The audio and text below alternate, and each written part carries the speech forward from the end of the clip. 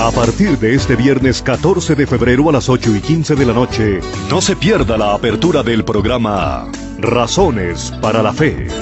Los temas del cristianismo más complejos y cuestionados por los no creyentes, abordados y defendidos con fidelidad bíblica, rigor intelectual, sencillez y profundidad, en un formato ameno y de diálogo, a cargo del pastor Arturo Rojas, autor, escritor y conferencista de temas doctrinales y apologéticos. Conferencista de la 20ª Conferencia de Apologética de Estados Unidos en 2013, en Charlotte, Carolina del Norte. Director de la unidad educativa Ibli Factor. Estará acompañado de su esposa Daisy Guzmán, consejera y comunicadora social periodista. Nuestros oyentes podrán formular sus preguntas sobre el tema del día o sugerir qué asuntos les gustaría fueran tratados más adelante. Este viernes hablaremos de la defensa de la fe, un compromiso de todo cristiano. No olvide sintonizar nuestro nuevo programa, Razones para la Fe. Este y todos los viernes por Nuevo Continente, 8:15 de la noche. ¿Qué tal? Buenas noches. Hoy estamos felices porque le damos espacio a Razones para la Fe con el pastor Arturo Rojas y con su esposa Daisy Guzmán. El pastor Arturo Rojas es autor, escritor y director de la unidad educativa Ibli Factor. Le damos la bienvenida y aquí le abrimos la puerta a través de Nuevo Continente. Bienvenido, pastor. Buenas noches. Buenas noches, muchas gracias por la bienvenida. Yo también estoy muy complacido aquí junto con mi esposa de poder llevar a cabo esta primera emisión de un programa que esperamos que llene una necesidad sentida dentro de la iglesia cristiana. Muy bien, y le damos la bienvenida también a Daisy Guzmán, esposa del pastor Arturo Rojas. Como buena esposa, ahí está, no al lado izquierdo, al lado derecho para apoyarlo. Bienvenida. Muchas gracias. Bueno, muy contenta también de estar compartiendo este rato para poder ser de bendición a la gente que nos escucha. Y pues bueno, esperemos dar la talla de todo lo que ustedes esperan de nosotros y se cumple el objetivo. Hoy un tema muy importante que se va a estar tratando: defensa de la fe, compromiso de todo el cristianismo. Pues pastor, los micrófonos son suyos. El oyente y el pueblo cristiano en estos momentos pues atiende a lo que vamos a tratar aquí en Razones para la Fe. Bienvenido. Gracias. Muchas gracias. Bueno, damos la bienvenida a todos los oyentes de esta emisora Nuevo Continente a nuestro nuevo programa que se llama Razones para la Fe. Es un programa en el que estaremos abordando los temas más espinosos y difíciles del cristianismo a la hora de llevar al Evangelio a aquellos no creyentes y escépticos. Precisamente el tema con el que vamos a iniciar estos programas hoy es la defensa de la fe, un compromiso de todo cristiano, su alcance y sus limitaciones. Nuestro anfitrión, como muy bien nos lo aclaraba aquí nuestro hermano, es el pastor Arturo Rojas, con quien voy a entablar este diálogo hablando en nombre de los oyentes para formularle alguna de las preguntas que ustedes, los oyentes, puedan hacer. Entonces, bueno, vamos al grano. Vamos entonces con la primera pregunta. ¿En qué consiste y cómo se hace una defensa de la fe? Bueno, lo primero es lo primero. Si la defensa de la fe consiste en argumentar de manera consistente y convincente a favor de las verdades reveladas por Dios en la Biblia, ante quienes no comparten nuestra fe, sino que en muchos casos, por el contrario, la atacan, diciendo que o no tiene ningún fundamento, o es contraria a la razón y a lo que hemos llegado a saber acerca del funcionamiento del universo y la naturaleza mediante la ciencia. La defensa de la fe es toda una disciplina especializada que los cristianos han venido desarrollando desde la misma época apostólica. Tiene incluso ya un nombre técnico propio, se llama apologética, que es una palabra muy relacionada con otra que muchos conocemos, apología, y que utilizamos, por ejemplo, cuando criticamos la abundancia de novelas, series de televisión que giran alrededor de temas como el narcotráfico y toda la violencia que éste genera, diciendo que son apologías del delito, de la violencia o de la cultura narco, ¿Qué es lo que queremos decir cuando utilizamos esta expresión? Pues que estas novelas y series son en realidad defensas veladas del delito, de la violencia o de la cultura narco. Bueno, pues apologética es la disciplina metódica y sistemática que se encarga de preparar a los cristianos para la defensa de la fe. De hecho, este es un programa apologético. Por cierto, el apóstol Pablo era un apologista. Cuando leemos la Biblia vemos que en Hechos 22:1 él hizo una defensa de su fe cristiana ante los judíos que lo acusaban y lo querían ejecutar. Luego, un poco más adelante, en Hechos 24:10 y los siguientes versículos, defiende su caso ante el sumo sacerdote judío Ananías, su abogado Tértulo y el gobernador romano Félix. Y por último, en Hechos 26 hace una defensa de su fe ante otro gobernador romano, el que sucedió a Félix, Festo. Pero en esta ocasión él estaba acompañado por el rey Agripa, quien, por cierto, por poco se convierte al cristianismo como resultado de la defensa que Pablo hizo. En sus epístolas, particularmente en 1 Corintios 9:3, vuelve a hacer una defensa de su fe, y en Filipenses 1:16 llega a decir que muchos saben que él ha sido puesto para la defensa del Evangelio. Ahora bien, en cuanto a la pregunta que me hacías en cuanto a cómo se hace una defensa de la fe, es sencillo, con argumentos consistentes y coherentes, que puedan ser verificados en la experiencia de quienes escuchan. Argumentos bíblicos, en primer lugar, pero también argumentos lógicos, racionales y científicos, que corroboren o confirmen las verdades bíblicas. Bueno, ok. ¿Por qué para la defensa de la fe la Biblia no es un recurso lo suficiente para llegar a esto? Bueno, eso es una buena pregunta y a algunos no les gustará la respuesta, pero es un hecho que tenemos que apelar a algo más que la Biblia, porque los no creyentes no creen como nosotros los cristianos en la Biblia. Nosotros ya la hemos reconocido por lo que es, la palabra infalible y sin error del mismo Dios, revelada a los hombres. Para nosotros la Biblia tiene la última palabra en toda discusión sobre la verdad. Pero para los no creyentes es un libro más, que en muchos casos no es digno de crédito ni les merece confianza. No porque la hayan leído necesariamente, sino por las calumnias que han escuchado acerca de la Biblia por parte de quienes la atacan gratuitamente y con una ignorancia pasmosa sobre su contenido. Los no creyentes están llenos de prejuicios hacia la Biblia. Por lo tanto, citar la Biblia para defender la Biblia es algo que de ningún modo los convence, pues esto no es más que razonar en círculos, en lo cual hay que reconocer que tienen la razón. Sin embargo, debo decir algo más. Si el escéptico está dispuesto a este ejercicio y tiene la paciencia para escuchar toda la argumentación a su favor, la defensa de la fe puede comenzar por establecer las razones históricas y lógicas por las cuales el reclamo que la Biblia hace de ser la palabra de Dios es un reclamo con muchísimo fundamento racional, aunque nunca pueda demostrarse de manera incuestionable que la Biblia es inspirada por Dios, porque al final todos tienen que tomar la decisión de si se rinden o no a los argumentos.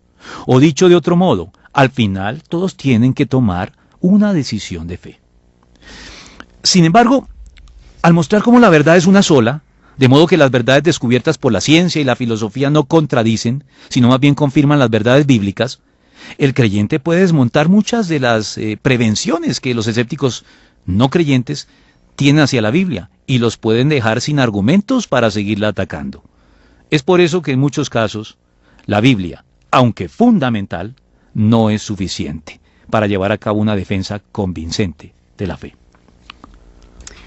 Hay otra pregunta acá y es, ¿están obligados todos los cristianos a defender la fe? Bueno, si nos apegamos a la Biblia, sí. La defensa de la fe es una obligación de todos los cristianos, no es opcional. Es más, el apóstol Pedro dice que debemos estar preparados para ello en todo momento. En la primera epístola del apóstol Pedro, capítulo 3, versículo 15, donde leemos: más bien, honren en su corazón a Cristo como Señor. Estén siempre preparados para responder a todo el que les pida razón de la esperanza que hay en ustedes. Y Judas, también otro autor bíblico sagrado e inspirado por el Espíritu Santo, el hermano del Señor, no Judas el traidor, dice lo siguiente en el versículo 3 de su epístola: Queridos hermanos, he deseado intensamente escribirles acerca de la salvación que tenemos en común, y ahora siento la necesidad de hacerlo para rogarles que sigan luchando vigorosamente por la fe encomendada una vez por todas a los santos. Por lo tanto, la Biblia no exime a ningún creyente de esforzarse y estar preparado, en la medida de sus posibilidades, por supuesto, para hacer una buena defensa de la fe. ¿Qué expectativas realistas podemos tener los creyentes en cuanto a lo que podemos lograr al prepararnos para defender nuestra fe ante el no creyente escéptico que la ataca? Las expectativas, sí. Eso es importante dejarlo establecido, porque a veces tenemos expectativas irreales, expectativas demasiado elevadas. Sí, como ilusas. Aspiramos a demasiado. Por eso, creo que lo que hay que decir, la respuesta a esto, es que las expectativas deben ser moderadas o modestas, si preferimos esta segunda palabra. No debemos pensar que por hacer una buena y convincente defensa de la fe, los no creyentes se van a convertir a Cristo de inmediato. Puede que ocasionalmente suceda, y hay casos en que ha sido así, pero eso es excepcional.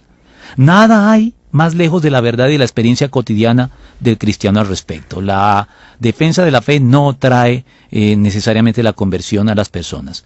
La apologética persuade, pero solo Dios convence a través de su Espíritu. Y en muchos casos, después de una labor previa de orar a favor de los inconversos ante quienes hacemos nuestra defensa. Además, la apologética no es propiamente una labor evangelística. Si tenemos esa expectativa, hay que quitárnosla de la cabeza. No es evangelismo. Y el evangelismo es, finalmente, la manera más directa de conducir a alguien a la conversión, al arrepentimiento y a la fe. La apologética puede ayudar a eso, pero lo hace de manera siempre indirecta. Juega un papel muy importante el testimonio, el ejemplo de vida que pueda tener la persona que está compartiendo el Evangelio para aquellos que no lo conocen. Claro, el que hace una defensa de la fe tiene mucha mayor credibilidad si es consistente, si es consecuente entre lo que expone verbalmente y lo que exhibe en su vida personal, ¿no? Pero yo no creo que es tampoco un defecto en el carácter del defensor de la fe necesariamente eche por tierra sus argumentos. Recordemos algo, el Señor Jesucristo recomienda en el Evangelio que lo que los fariseos dicen deberíamos obedecerlo, a pesar de que ellos no prediquen o no practiquen lo que predican. Entonces, ahí el Señor nos está diciendo, sí, es cierto, hay veces que algunas personas exponen verdades y a la hora de demostrarlas con su propia vida no son consecuentes, pero con todo y eso, tienen ustedes que escucharlos, porque están diciendo la verdad, aunque no vivan de manera correspondiente a esa verdad que predican. Así que creo que si bien es importante el testimonio de vida de una persona para darle más fuerza a sus argumentos al defender la fe, no necesariamente un mal testimonio de vida echa por tierra los argumentos si están bien presentados y si son conforme a la verdad. Es ideal que se den los dos elementos, ¿no? Sí, claro, eso es lo ideal. Eso es lo ideal y a eso hay que aspirar siempre y en eso hay que trabajar. Ok, bueno, otra pregunta. Entonces, en términos evangelísticos, ¿qué papel cumple la defensa de la fe? Sí, esa es una inquietud muy válida. En términos evangelísticos, ¿qué podemos esperar en términos evangelísticos de la defensa de la fe, de la apologética? Bueno, la defensa de la fe prepara el terreno para la evangelización. Eso es lo que hace. Abona el terreno para que la semilla germine más fácilmente. Les quita a los no creyentes las excusas intelectuales para no escuchar el mensaje del Evangelio. Desenmascara los prejuicios que ellos tienen y los exhibe por lo que son, por prejuicios, y no razones valederas y de peso para no creer. La defensa de la fe demuestra que sus prevenciones hacia el Evangelio no obedecen realmente a fallas en el Evangelio o a que ellos carecen de la información correcta, sino que obedecen más bien a las malas actitudes que tienen en el fondo de su corazón. En otras palabras, la defensa de la fe demuestra que las prevenciones de los inconversos hacia el Evangelio se deben a que el Evangelio deja expuesto su pecado, y esto no le gusta a nadie. Ellos prefieren buscar nuevas razones, así sean endebles, y no pasen la prueba, para seguir negando a Dios y atacando al cristianismo, aunque no tengan razones convincentes para seguirlo haciendo, porque no quieren tener que rendirle cuentas a nadie de sus actos, y menos ser desaprobados por causa de ellos y quedar así bajo condenación. Bien lo dijo Agustín de Hipona en una frase que me fascina: nadie niega a Dios, sino aquel a quien le conviene que Dios no exista. Se me ocurre en este momento algo, y es que pues nosotros, siendo hijos de Dios, convertidos, cristianos, pues somos pecadores, solo que no practicamos el pecado. Pero ¿cómo se trata el pecado con esa persona que no conoce de Dios? Bueno, la apologética puede tener entre uno de sus temas el pecado, ¿no? Vale la pena tomarlo en consideración como un tema de un programa. Pero para no dejar así sin una respuesta, pues hay que ver la reacción que tiene la persona ante la defensa de la fe y ante la mención del pecado. Hay personas que pueden reconocer con facilidad su condición pecadora, y eso es un gran avance. Reconocer el problema es el primer paso para resolverlo, pero una buena proporción se van a resistir con uñas y dientes a reconocer que esa noción de pecado tiene que ver con ellos. La mayoría de la gente se examina a sí mismo por medio de los promedios y los estándares sociales, y si ellos creen que están en ese promedio, piensan que no son pecadores, ¿no? Entonces dicen: algo muy común que escuchamos cuando exponemos el Evangelio: yo no le hago mal a nadie. Esa es una de las respuestas más desestimulantes que puede uno escuchar en alguien cuando le está compartiendo el Evangelio, porque es una manera de decir: yo no tengo necesidad del Evangelio, yo estoy al margen de él. Entonces es importante llevar a la gente a la convicción de pecado. En eso puede ayudar la apologética al hacer un tratamiento del pecado objetivo que nos muestre que no hay nadie que esté al margen de esta condición. Pero finalmente, para utilizar esa información y llevar a la persona a un reconocimiento de su pecado, a arrepentirse y volverse a Cristo, hay que dejar la defensa de la fe y comenzar a convertirse en un evangelista. Hay que pasar al evangelismo, como lo dije anteriormente. Bueno, ¿debemos tener en cuenta el perfil de nuestros oyentes al hacer una defensa de la fe? Yo creo que sí. Es bueno, es útil, es conveniente que tengamos en cuenta el perfil de aquel a quien nos estamos dirigiendo. Debemos identificar esas características de esa persona y preparar nuestra defensa teniendo en cuenta este dato. Si observamos la Biblia, nos damos cuenta que el apóstol Pablo preparaba diferentes defensas o exposiciones de la fe teniendo en cuenta a quién se dirigía. Por ejemplo, cuando se dirigió a los incultos y bárbaros habitantes de Listra, lo hace de este modo que encontramos en el libro de los Hechos, capítulo 14, versículos 15 al 16, donde leemos: Señores, ¿por qué hacen esto? Nosotros también somos hombres mortales como ustedes. Las buenas nuevas que les anunciamos es que dejen estas cosas sin valor y se vuelvan al Dios viviente que hizo el cielo, la tierra, el mar y todo lo que hay en ellos. En épocas pasadas Él permitió que todas las naciones siguieran su propio camino. Sin embargo, no ha dejado de dar testimonio de sí mismo, haciendo el bien, dándoles lluvias del cielo y estaciones fructíferas, proporcionándoles comida y alegría de corazón. Miremos que aquí el apóstol Pablo apela a Dios de manera sencilla, diciendo: Él fue el que creó todo, el que nos da las estaciones, el que nos da las cosechas. Era una exposición sencilla que tenía en cuenta el nivel cultural de los habitantes de Listra. Pero cuando se dirigía a los judíos, como suele hacerlo cuando llegaba a una ciudad e iba a la sinagoga, lo hacía de manera diferente. él apelaba en primer lugar a la historia de la nación judía y al pacto que Dios había suscrito con ellos y a su respectivo cumplimiento.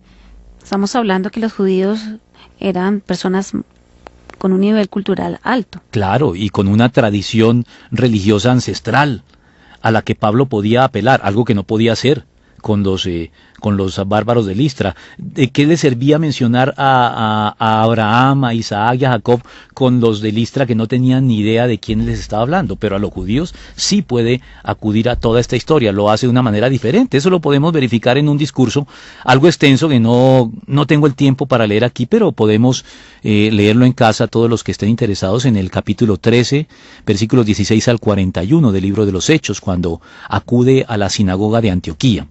Y también Pablo cambia su discurso cuando se dirigía a los cultos atenienses, la Atenas de los grandes filósofos griegos.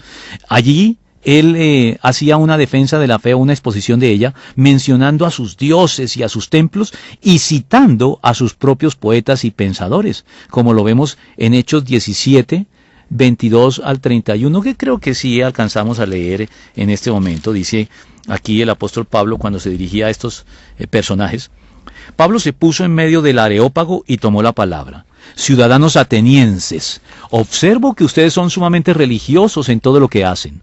Al pasar y fijarme en sus lugares sagrados, encontré incluso un altar con esta inscripción: a un Dios desconocido. Pues bien, eso que ustedes adoran como algo desconocido es lo que yo les anuncio. El Dios que hizo el mundo y todo lo que hay en él es Señor del cielo y de la tierra. No vive en templos construidos por hombres, ni se deja servir por manos humanas, como si necesitara de algo. Por el contrario, Él es quien da a todos la vida, el aliento y todas las cosas. De un solo hombre hizo todas las naciones para que habitaran toda la tierra, y determinó los periodos de su historia y las fronteras de sus territorios. Esto lo hizo Dios para que todos lo busquen, y aunque sea a tientas lo encuentren. En verdad, Él no está lejos de ninguno de nosotros, puesto que en Él vivimos, nos movemos y existimos, como algunos de sus propios poetas griegos han dicho. De Él somos descendientes. Hace dos citas de poetas griegos aquí, y así continúa hasta el final, pero creo que con esto es suficiente para demostrar el punto que vengo tratando. Tenemos que hacernos sencillos a los sencillos y cultos a... Exactamente. De hecho, Pablo mismo dice que esto no fue algo ocasional, esto era algo planificado. Él nos informa que él tenía un método por el cual él adaptaba su mensaje a sus oyentes y evitaba mencionar cosas marginales y no esenciales que podían generar polémicas innecesarias que estorbaran o desviaran la discusión de los aspectos centrales del Evangelio que les quería comunicar. Esto lo podemos encontrar claramente en la primera epístola del apóstol Pablo a los Corintios, en el capítulo 9, versículos 16 al 23, donde de nuevo el apóstol Pablo nos dice esto. Primera de Corintios 9, 16 al 23. Sí. Me perdí aquí. Pastor se perdió. Tal vez estoy equivocado. Bueno, sí, no es aquí. Perdón, me equivoqué, fue en el versículo. El versículo 20 dice: entre los judíos me volví judío a fin de ganarlos a ellos. Allí lo tenemos. Entre los que viven bajo la ley me volví como los que están sometidos a ella, aunque yo mismo no vivo bajo la ley, a fin de ganar a estos. Entre los que no tienen la ley, me volví como los que están sin ley, aunque no estoy libre de la ley de Dios, sino comprometido con la ley de Cristo, a fin de ganar a los que están sin ley.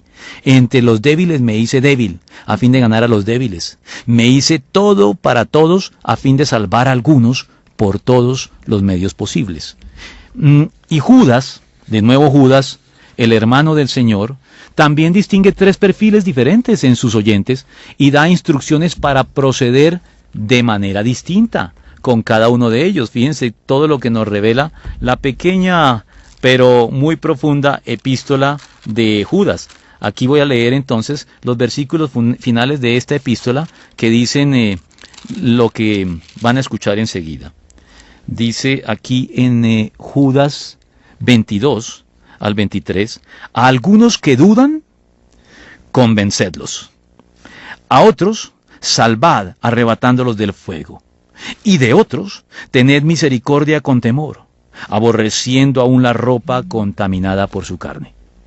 Podríamos continuar diciendo, el libro de Proverbios también identifica repetidamente 4 tipos de personas: el simple o inexperto, el necio, el insolente o escarnecedor y el sabio. Y nos da indicaciones de la manera diferente en que debemos dirigirnos a cada uno de ellos. Por último, el propio Señor Jesucristo nos advierte en Mateo 7:6 que no demos lo sagrado a los perros, ni arrojemos nuestras perlas a los cerdos. Es decir, que no nos tomemos ni siquiera el trabajo de hacer una exposición o defensa de la fe ante quienes no muestran hacia ella un mínimo de respeto. Personajes que tal vez son los mismos insolentes, escarnecedores e incluso los necios de los que habla Proverbios, o aquellos de quienes Judas dice que debemos tener cuidado, aborreciendo hasta la ropa que ha sido contaminada por su cuerpo. Es una mezcla de amor, sabiduría, humildad, sencillez. Así es. Y profundidad. Uh-huh. Es una gran responsabilidad para los creyentes el alternar con personas de un alto nivel cultural, porque pues tenemos que profundizar, leer previamente, de tal manera que no quedemos como mal parados. Así es. La defensa de la fe es una disciplina. Es una disciplina que exige consagración en quienes quieren hacerlo bien. Eso no surge de la noche a la mañana, y hay que tener comunión diaria con el Señor, y no solamente espiritual, sino también en la mente, mental, intelectual. Sí, bueno. Otra pregunta, ¿qué es más importante en la defensa de la fe? ¿Los argumentos o la actitud al exponerlos? Yo creo que ambos son tal vez igual de importantes. Una mala actitud puede estropear los mejores argumentos y levantar innecesarias barreras en la comunicación con nuestro interlocutor, poniéndolo a la defensiva. Y una buena actitud sin argumentos convincentes dispone a las personas a escuchar, pero al final no les da nada sustancioso que escuchar. Creo que los cristianos fallan frecuentemente en los argumentos utilizados, pero fallan aún más en la actitud que manifiestan al exponerlos.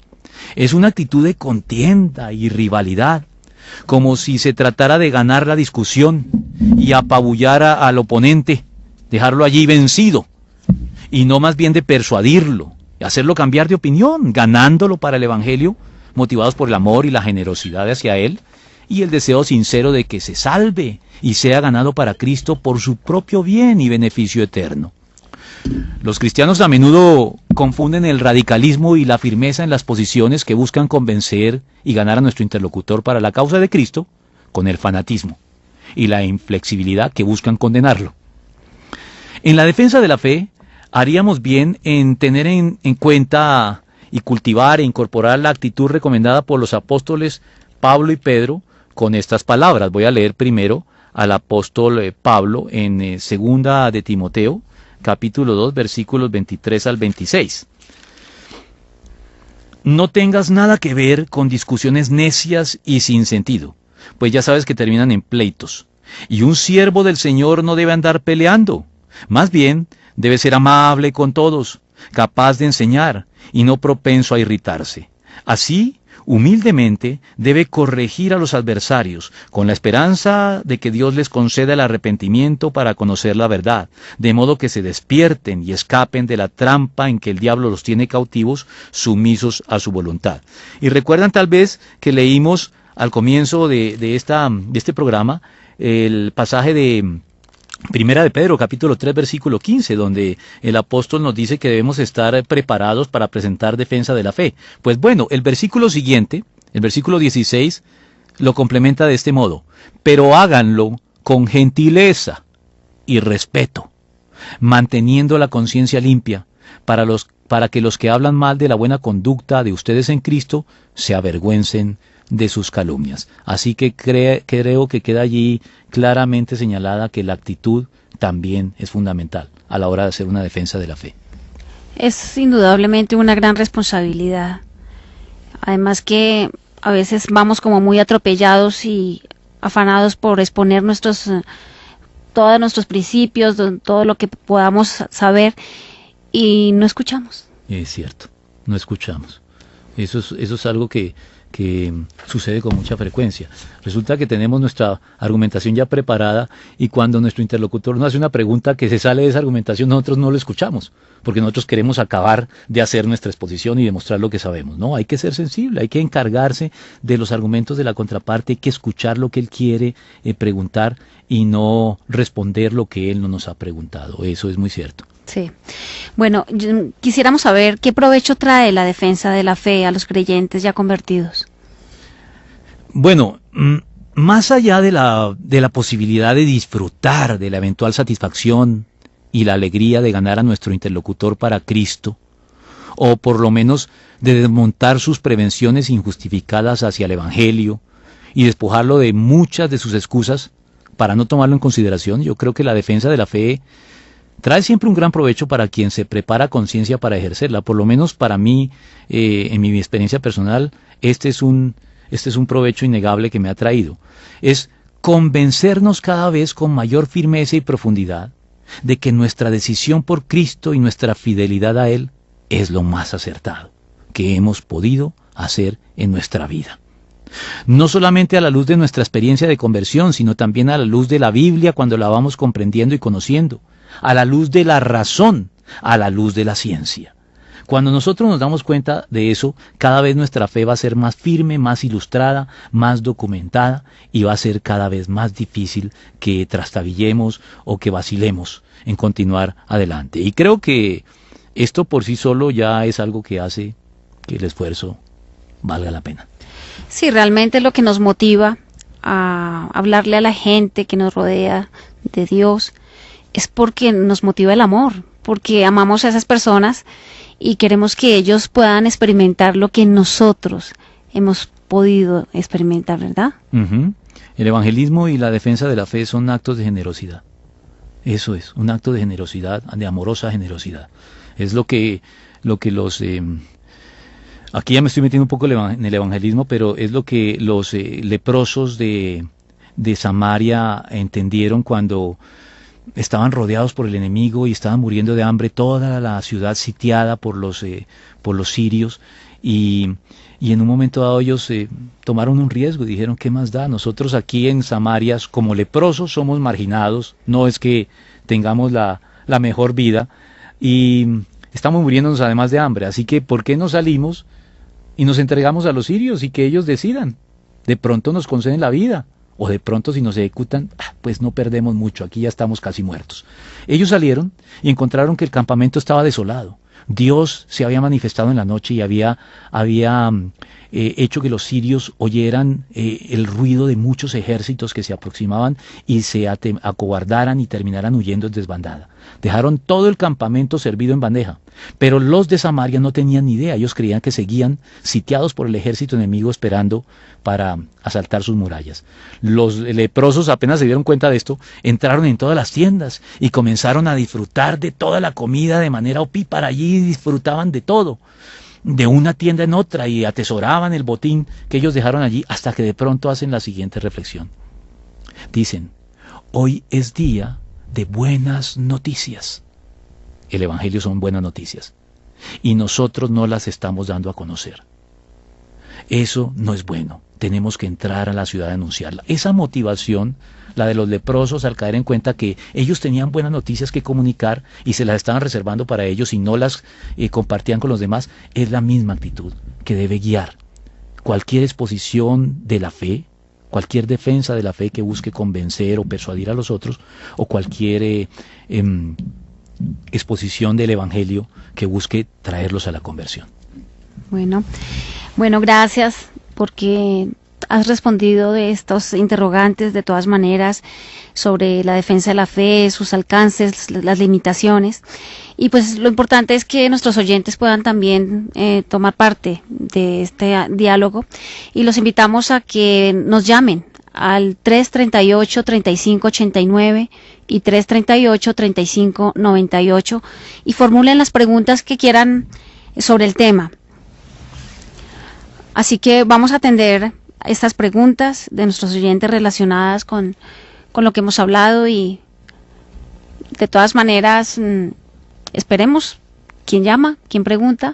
Por lo pronto, me gustaría que recordaras en qué libros de la Biblia podemos encontrar estos ejemplos de defensa de la fe. Bueno, yo mencioné y no los leí, pero le recuerdo nuevamente que el apóstol Pablo hace en 3 oportunidades una defensa de la fe, y están en el libro de Hechos de los Apóstoles, en el capítulo 22, a partir del capítulo 22, él dice cosas como estas allí. Arranca diciendo en el capítulo 22, versículo 1, padres y hermanos, escuchen ahora mi defensa. Y prosigue haciendo una defensa entre los judíos. Pero la que más me gusta es que la que él lleva a cabo ante el gobernador Festo y el rey Agripa. Porque esa es una defensa que es tan convincente. Pablo lo que hace es exponerle al rey Agripa. Tengamos en cuenta que el rey Agripa es un contemporáneo de Pablo, que estaba familiarizado con las tradiciones judías, con la ley. Él, de hecho, era un judío circuncidado. Tal vez no lo era de raza, pero era un judío circuncidado. No podía ser de otro modo si pretendía gobernar en Judea. Y entonces el apóstol Pablo, al hacer su exposición, le dice al rey Agripa, usted sabe por su propia experiencia que lo que yo le estoy diciendo no me lo estoy inventando. Entonces el rey Agripa al final dice, pues sí, no tengo cómo refutar todos los hechos que usted me está narrando. Soy consciente de que han tenido lugar, los conozco. Es que el episodio o la vida de Cristo, dice el apóstol Pablo, no sucedió en un rincón, no sucedió en secreto. Lo dice en el capítulo 25, que es el cierre de su defensa. Dice, porque Festo lo acusa de estar loco. Porque ya sí, los argumentos como que Festo no los puede seguir, entonces lo acusa de estar loco y le dice, ¿estás loco, Pablo? Le gritó, el mucho estudio te ha hecho perder la cabeza. Pablo dice, no estoy loco, excelentísimo Festo. Lo que digo es cierto y sensato. Y se dirige al rey Agripa en este momento y le dice, el rey, y tal vez lo señalaba a él, está familiarizado con estas cosas. Y por eso hablo ante él con tanto atrevimiento. Estoy convencido de que nada de esto ignora, porque no sucedió en un rincón. Eran hechos de dominio público. Evidentes. Claro, en esa época los hechos de la vida de Cristo eran de dominio público, la gente los conocía, por eso él puede apelar con este atrevimiento a Agripa. ¿Y qué le responde a Agripa? Le dice, ¿mientes? No. La interpelación que le hace enseguida es, rey Agripa, ¿cree usted en los profetas? A mí me consta que sí. Y mira la respuesta de Agripa, un poco más y me convences a hacerme cristiano. Fue una muy buena defensa de la fe la que Pablo hizo acá. Bueno, de todas maneras, el tener en cuenta todos estos requisitos para poder llegar a defender el Evangelio son muy importantes y pues qué bueno que tú nos los puedas refrescar. Uh-huh. Hay un oyente en ese momento, Alexander Triviño, que nos quiere hacer una pregunta. Bueno, adelante. Pastor, muy buenas noches. Buenas noches. Un saludo muy especial, soy Alexander Triviño, un exalumno suyo de Lili. Ah, sí, claro, me sonaba el nombre, ya te recuerdo.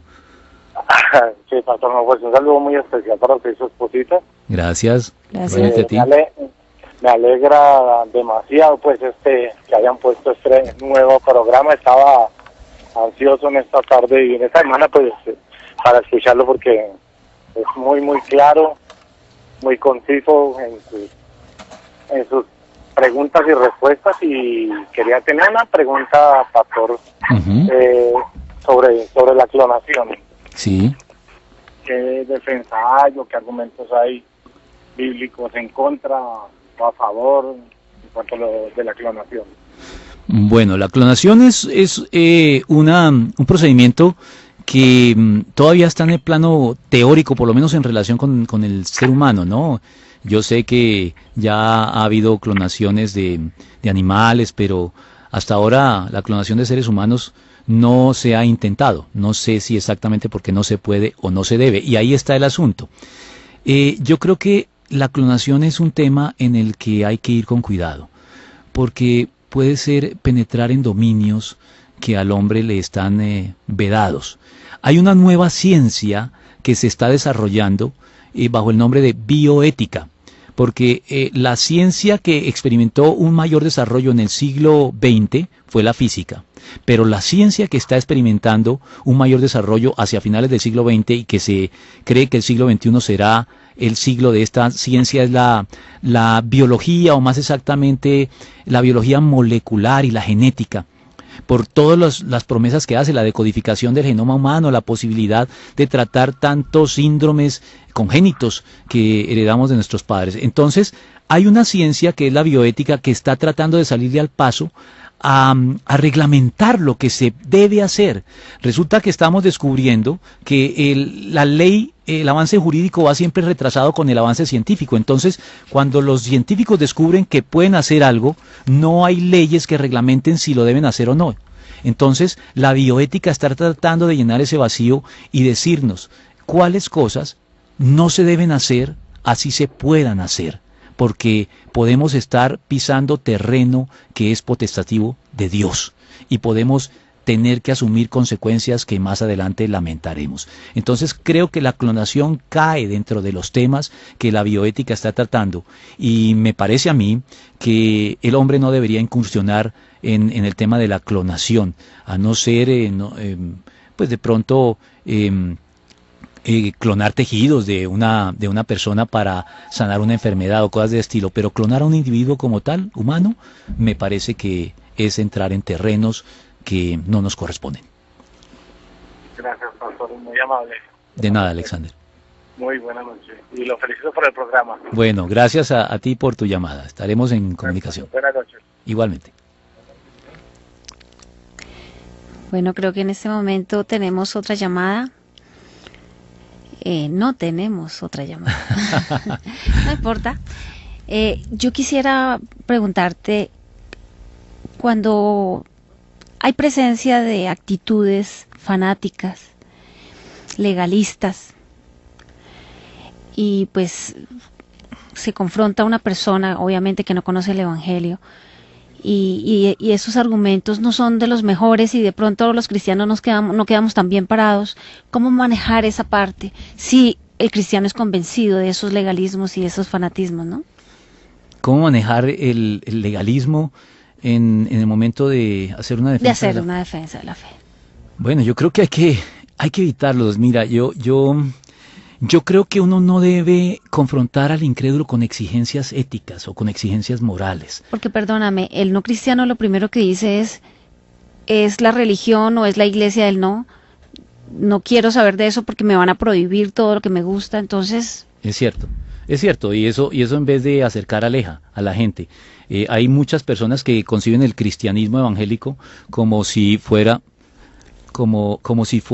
un catálogo de prohibiciones. Yo recuerdo que un pastor decía en cierta oportunidad que cuando alguien se enteró que era evangélico, le preguntó: ¿y ustedes qué prohíben? Esa es la concepción que algunas personas tienen sobre el evangelio, que el evangelio es un catálogo de prohibiciones y nada hay más lejos de la verdad. Bueno, ok.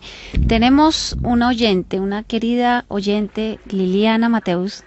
¿Cómo estás? Buenas noches, ¿cómo están? Bien, muchas gracias.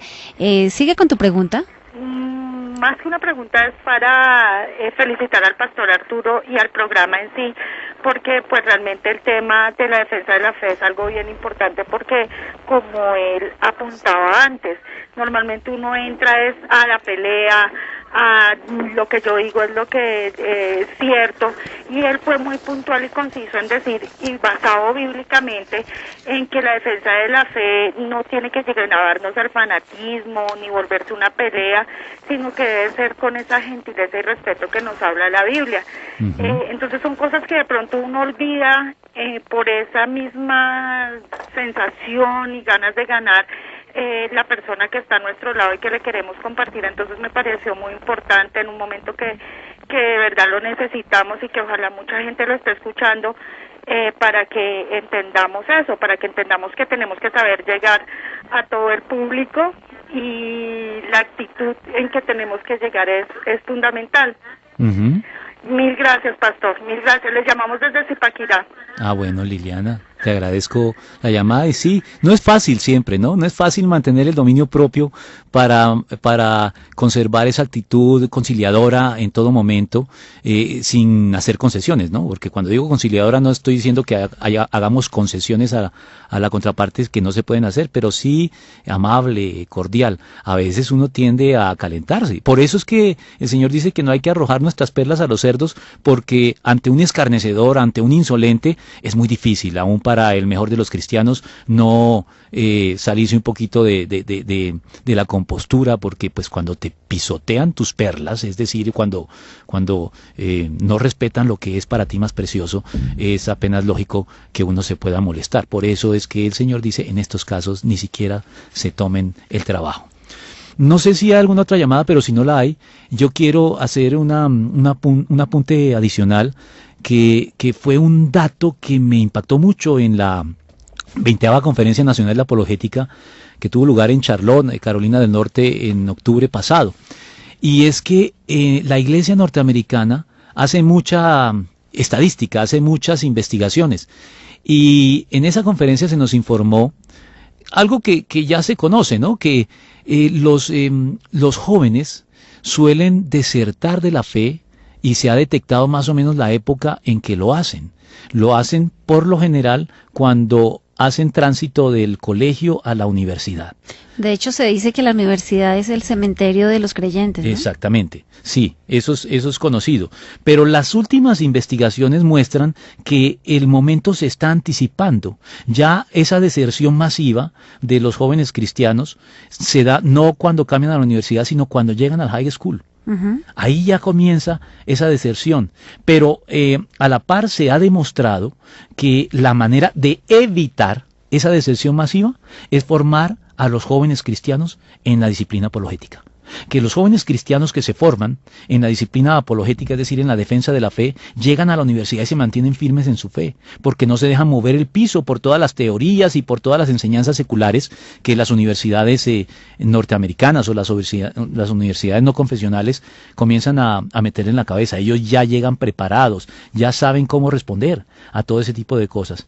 Y no solamente eso, aquí viene también lo que decía la relación entre la defensa de la fe y el evangelismo. También han descubierto que la mejor manera de evangelizar en las universidades es también la apologética, porque esos muchachos formados en la defensa de la fe no se dejan mover de su fe cuando llegan a la universidad, pero no solamente eso, sino que comienzan a ganar a otros compañeros inconversos porque saben hacer una exposición inteligente y de altura intelectual de la fe. Así que creo que hay que prestar atención a esta disciplina y a la defensa de la fe, porque puede ser un hijo nuestro el que está en esa situación, y formarlo en estas disciplinas de la fe es importante para que se mantenga firme y para que se cumpla aquella declaración de Proverbios que dice: instruye al niño en su camino, y aunque fuere viejo no se apartará de él. Bueno, Arturo, oyentes, tenemos que dar por terminada esta nuestra primera emisión. Esperamos que se haya llenado todas las expectativas, que podamos aportar un granito de arena para su conocimiento. Y pues este es su programa Razones para la Fe. Nos despedimos de todos nuestros oyentes, invitándolos para nuestra siguiente emisión el próximo viernes, 8 de la noche, en el mismo lugar. Bueno, un abrazo. Dios los bendiga y pues bueno. Bueno, sí, igualmente me despido de todos ustedes. Esperamos que ustedes manifiesten interés en el próximo tema. El próximo tema que vamos a tratar en el siguiente viernes es el tema de la existencia de Dios. Vamos a hablar de cómo se puede argumentar ante un inconverso, ante un escéptico, de manera convincente a favor de la existencia de Dios, no solamente apoyados en la Biblia, sino en muchas cosas más allá de la Biblia. Dios los bendiga.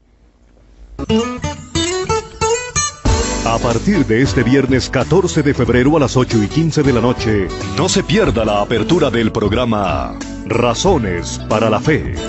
Los temas del cristianismo más complejos y cuestionados por los no creyentes, abordados y defendidos con fidelidad bíblica, rigor intelectual, sencillez y profundidad, en un formato ameno y de diálogo, a cargo del pastor Arturo Rojas, autor, escritor y conferencista de temas doctrinales y apologéticos.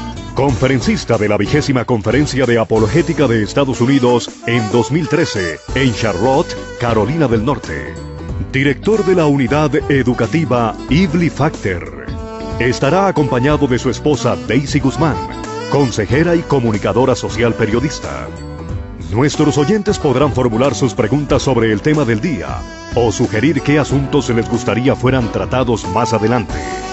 Este viernes hablaremos de la defensa de la fe, un compromiso de todo cristiano. No olvides sintonizar nuestro nuevo programa, Razones para la Fe. Este y todos los viernes por Nuevo Continente, 8:15 de la noche.